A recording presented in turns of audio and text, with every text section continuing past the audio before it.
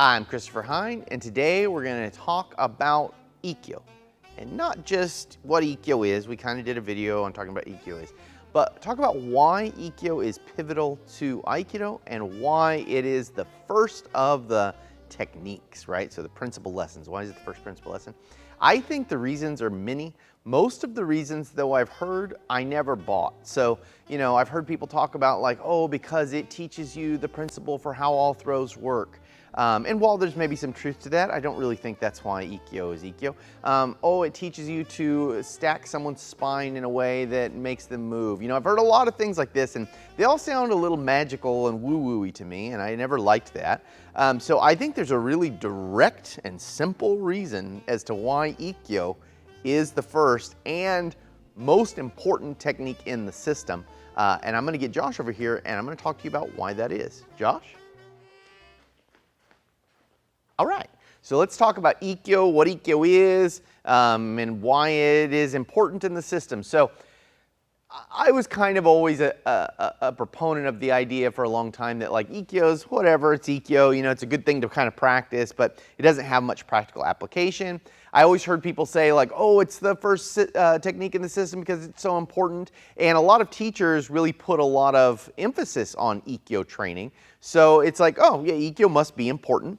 But I didn't understand why. It kind of took me a long time to get why Ikkyo might be important. So Ikkyo looks roughly like this. My teacher was a big fan of saying that Ikkyo makes an arc to the ground and its primary objective would be to take someone down.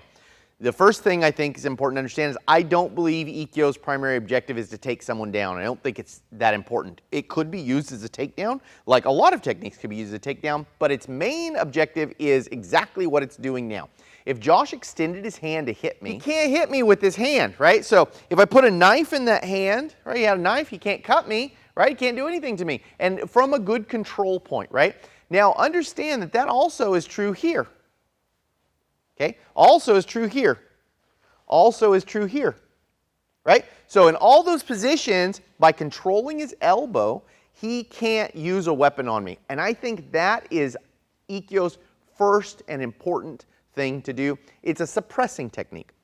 Which means, if Josh was coming at me with a knife, one of the first things I want to do is get elbow control because anywhere else is bad. So if I got body control, right, he's just going to load me up with stabs, right? If I try to control his wrist, it moves so fast that it's likely he's going to get out of that and he's going to get me. If I controlled his elbow or his shoulder, does nothing, right? So I really want to try and get elbow control of some sort. So Ikkyo's main idea, is the way I teach it is an elbow control. That's the number one most important part. Okay, now understand that it's gonna come up all the time. So that elbow control is gonna come up all the time. So let's say Josh presses in to get me, so I'm not fast enough to get away. The second I move here, I just got elbow control. So that's what we do, and we do that for all of our techniques, right? When Josh comes in, elbow control, right? All the times we're moving around Jiwaza, you're constantly getting Ikkyo. Now, it's not the most dominant form of Ikkyo, and it's not an Ikkyo that takes someone down. It's not Ikkyo that hurts him or anything, but it does a really functional job for me, which is it keeps him from being able to get me with that hand, which is what I want. So if I control the elbow, he can't grab me. If I control the elbow, he can't use a weapon on me. So that's really good. All right, now, Shomenuchi Ikkyo particularly is going to come up a ton. So understand, if I'm scared of this guy and he's going to get me and I'm just trying to get out of here, I'm going to be cutting and running, right? When I cut and run, his natural defense is going to be this, which is our Shomenuchi position.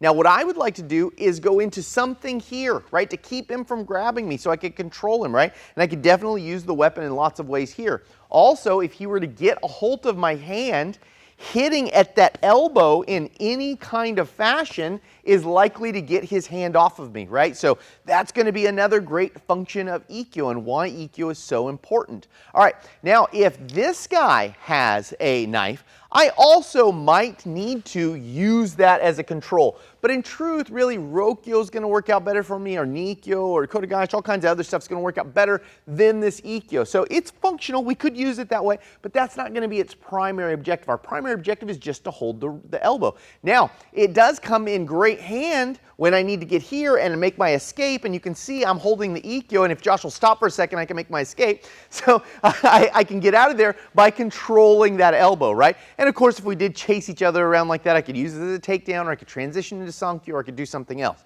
Now, that's another good point of why Ikkyo is so important, is it readily transitions into all our other techniques, right? So let's mock up, go to this side for me. Let's mock up that situation we just had. Okay, so I'm here and I'm trying to make my escape, but this guy's sticking with me, right? And wherever I move, he'll stick with me, right? My Ikkyo training allows me to quickly slide into Sankyo, right?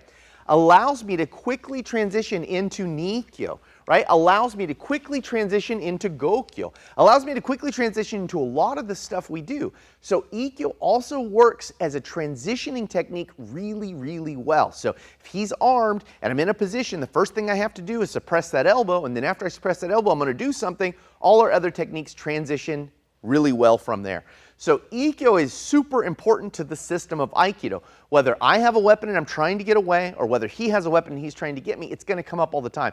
But it's not for some crazy, the spine aligns, or it is the archetype of all throws, or whatever crazy thing. Real simple, if I hold someone at the elbow, they can't stab me with their weapon, and they can't grab me with their hand, which is what I want people not to be able to do if they're coming to attack me. So that's my very straight and direct translation of why Ikkyo is so important to the system. It seems obvious when you see it like this, although before I spent years going, why is Ikkyo important? Because it doesn't hurt this guy, it doesn't anything else. But the emphasis of our system is not to hurt him, it's just to keep him from hurting me. And Ikkyo does that beautifully, so it's a great first technique. I'm Christopher Hine, this is Joshua Teehee. Behind that camera, which is really far away, we're using a different lens today, is Maya Solano McDaniel. Thanks for watching.